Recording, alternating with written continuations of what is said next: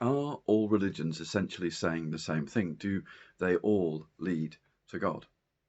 I was talking with a good friend this afternoon, and he'd seen a television exchange between the Dalai Lama and Desmond Tutu, and the things that they were sharing, there was an awful lot of similarities and things they could agree with. And that's not surprising. I think there are truths about life and God that can be found in many places. And there are many similarities between religions.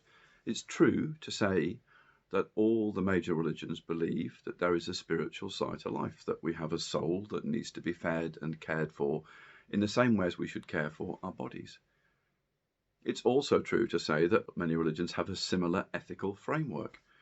We were watching the film Bohemian Rhapsody again as a family the other night, and Freddie Mercury's father, Bomi Bulsara, had a mantra that he kept repeating to Freddie as he was a young man, saying, good words, good thoughts, good deeds. And all the major religions have ethical frameworks that would agree with that.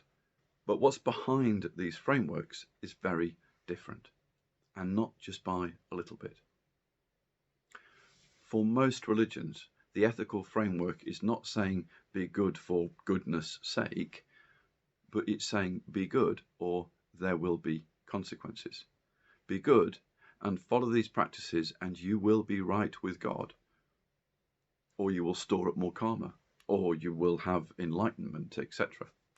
So, for example, Judaism teaches that you can atone for your wrongs by changing behavior, praying, and doing good deeds. Islam says that we can move towards paradise by performing the 5 pillars. Hinduism claims that if we store up enough good karma, we will reunite with Brahman. Buddhism says that we can enlighten and discipline ourselves into nirvana by practicing the Eightfold Path. All different, but in essence, they are saying if you follow these practices and behave in this way, then you can be right with God or gods or the spiritual side of life. Christianity is different. The message of Christianity is that there is nothing we can do to get right with God. Nothing. So God comes to us. In the brokenness of our lives, God comes to us.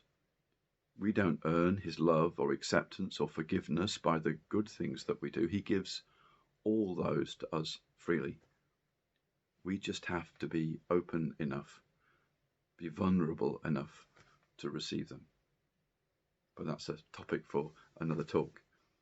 In Christianity, there is nothing we can do to make God love us more, and there is nothing we can do to make God love us less.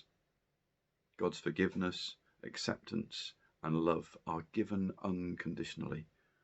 That's what Christians refer to as God's grace. So the good words, good thoughts, and good deeds that Christians are called to do aren't to try and earn the love of God. We can't do that. That love is already there. They're not to earn it. They are a response to having received the love of God. What we have received, so we freely give. Does this all mean that Christianity is the only way to God? Well, one time when Jesus was teaching his disciples, he said to them, I am the way and the truth and the life. No one comes to the Father except through me. It sounds pretty exclusive, and some people certainly take it that way, but I don't think that's what Jesus meant.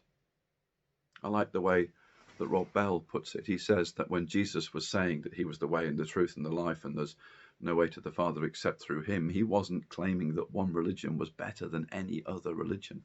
The last thing Jesus came to do was to start another religion.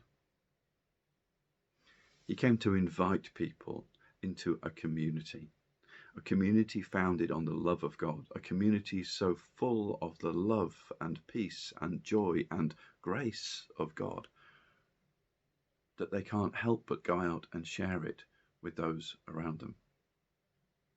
All the major faiths would commend good works, but in most, those good works are a way of earning the love of God or acceptance of God. In Christianity, it's God who loves us first, unconditionally. And when we get that, when we really get that, and we're open enough and vulnerable enough to receive it, then we can't help but do good works as we share that love with others. But if God loves us anyway, no matter what we do, then why not just get on with life? Why bother with faith at all? But that's a talk for tomorrow. I hope you can join us.